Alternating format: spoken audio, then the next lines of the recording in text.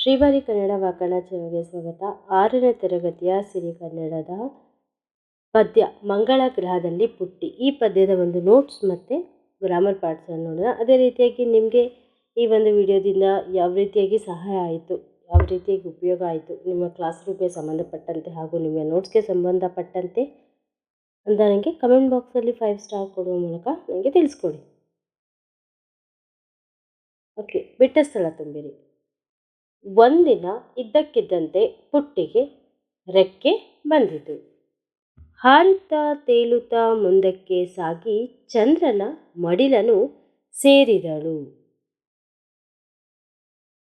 ಪುಟ್ಟಿಯೇ, ನಮ್ಮ ಮಂಗಳ ಗ್ರಹದ ದುರಂತ ಕಥೆಯನ್ನು ಕೇಳಿದಿರಿ. ಹಸಿರನ್ನು ಉಳಿಸದೆ ಗಿಡಮರ ಬೆಳೆಸಿ ಉಳಿಸೆಂದಳು ಈ ಧರೆಯ. ಒಂದು ವಾಕ್ಯದಲ್ಲಿ ಉತ್ತರಿಸಿ. ಪುಟ್ಟಿ ಯಾರ ಹಾಗೆ ಹಾರಾಡುವ ಮನಸ್ಸಿತ್ತು? ಪುಟ್ಟಿಗೆ ಯಾರ ಥರ ಹಾರಾಡಬೇಕು ಅಂತ ಮನಸ್ಸಿತ್ತು ಅಂದರೆ, ಪುಟ್ಟಿಗೆ ಹಕ್ಕಿಯ ಹಾಗೆ ಹಾರಾಡುವ ಮನಸ್ಸಿತ್ತು. ಹಕ್ಕಿಯ ಹಾಗೆ, ಪಕ್ಷಿಗಳ ಹಾಗೆ ಹಾರಾಡುವ ಮನಸ್ಸಿತ್ತು. ಚಂದ್ರನ ಬಿಟ್ಟು ಮೇಲೆ ಹಾರಿದ ಪುಟ್ಟಿ ಎಲ್ಲಿಗೆ ಸೇರಿದಳು? ಚಂದ್ರನ ಬಿಟ್ಟು ಮೇಲೆ ಹಾರಿದಲ್ವ ಪುಟ್ಟಿ, ಎಲ್ಲಿಗೆ ಸೇರಿದಳು? ಚಂದ್ರನ ಬಿಟ್ಟು ಮೇಲೆ ಹಾರಿದ ಪುಟ್ಟಿ ಮಂಗಳನ ಅಂಗಳಕ್ಕೆ ಸೇರಿದಳು. ನಿಮಗೆ ಗೊತ್ತೇ ಇದೆ, ಮಂಗಳ ಒಂದು ಗ್ರಹ, ಅಲ್ಲಿಗೆ ಅವಳು ಸೇರಿದಳು. ಪುಟ್ಟಿ ಯೋಗಿಗೆ ಏನೆಂದು ಹೇಳಿದಳು? ಪುಟ್ಟಿ ಯೋಗಿಗೆ ನೀನು ಹೇಗೆ ಇಲ್ಲಿಗೆ ಬಂದೆ ಎಂದು ಕೇಳಿದಳು. ಯೋಗಿ ಕೇಳ್ತಾನೆ, ನೀನು ಹೇಗೆ ಇಲ್ಲಿಗೆ ಬಂದೆ? ಮಂಗಳ ಗ್ರಹದಲ್ಲಿ ಬರ ಏಕೆ ಬಂದಿತ್ತು? ಆಗಿನ ಜನತೆಯು ನಾಡನ್ನು ಕಟ್ಟಲು ಮರಗಳನ್ನು ಕಡಿದು ಹಾಕಿದರು. ಇದರಿಂದಾಗಿ ಮಂಗಳ ಗ್ರಹದಲ್ಲಿ ಬರ ಬಂದಿತ್ತು. ಬರಗಾಲ ಅಂದರೆ ನೀರು, ಆಹಾರ ಏನು ಸಿಗದೇ ಇರೋದನ್ನು ಬರಗಾಲ ಅಂತ ಕರೀತಾರೆ. ಪುಟ್ಟಿ ಜನರಲ್ಲಿ ಏನನ್ನು ಉಳಿಸುವುದು ಬೇಡಿದಳು? ಪುಟ್ಟಿ ಜನರಲ್ಲಿ ಹಸಿರನ್ನು ಉಳಿಸಲು ಬೇಡಿದಳು. ನಾವು ಹಸಿರನ್ನು ಕಾಪಾಡಬೇಕು, ಗಿಡ ಮರಗಳನ್ನು ನಾವು ಕಾಪಾಡಬೇಕು ಅಂತ ಪುಟ್ಟಿ ಜನರಲ್ಲಿ ಹೇಳ್ತಾಳೆ. ವ್ಯಾಕರಣ ಭಾಗ. CM ಗೋವಿಂದ ರೆಡ್ಡಿಯವರ ಕವಿ ಪರಿಚಯ. ಕವಿ CM ಗೋವಿಂದ ರೆಡ್ಡಿ.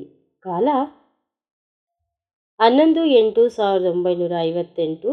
ಸ್ಥಳ ಕೋಲಾರ ಜಿಲ್ಲೆಯ ಮಾಲೂರು ತಾಲೂಕಿನ ಚೆನ್ನಿಗರಾಯನಪುರ. ಕೃತಿಗಳು ಬಣ್ಣದ ಚಿಟ್ಟೆ, ಮಕ್ಕಳ ಮಂದಾರದ ಪದ್ಯ ಹೇಳುವ ಮರ. ಪ್ರಶಸ್ತಿ ಪೆರ್ಲ ಕಾವ್ಯ ಪ್ರಶಸ್ತಿ, ಸಿಸು ಸಂಗಮೇಶ ದತ್ತಿ ಬಹುಮಾನ. ನಾಮಪದ, ನಾಮಪ್ರಕೃತಿ ಮತ್ತು ವಿಭಕ್ತಿ ಪ್ರತ್ಯಯಗಳನ್ನು ಗುರುತಿಸಿ ಬರೆಯಿರಿ. ಗಗನ ಪ್ಲಸ್ ಅನ್ನು, ಗಗನವನ್ನು. ಗಗನ ಅನ್ನೋದು ನಾಮ ಪ್ರಕೃತಿಯಾಗಿರುತ್ತೆ. ಅನ್ನು ಅಂದರೆ ದ್ವಿತೀಯ ವಿಭಕ್ತಿ, ಪ್ರಥಮವು ದ್ವಿತೀಯ ಅನ್ನು. ಗಗನವನ್ನು ಅಂದರೆ ನಾಮಪದ.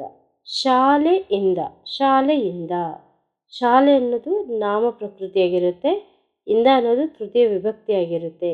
ಶಾಲೆಯಿಂದ ಅನ್ನೋದು ಒಂದು ನಾಮಪದವಾಗಿರುತ್ತೆ.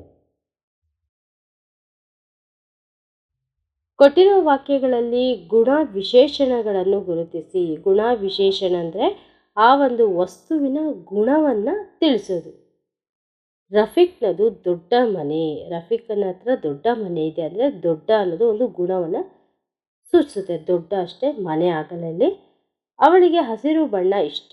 ಅವಳಿಗೆ ಯಾವ ಬಣ್ಣ ಇಷ್ಟ? ಹಸಿರು. ಅದು ಡಿಸ್ಕ್ರೈಬ್ ಮಾಡ್ತಾ ಇದೆ, ಹಸಿರು.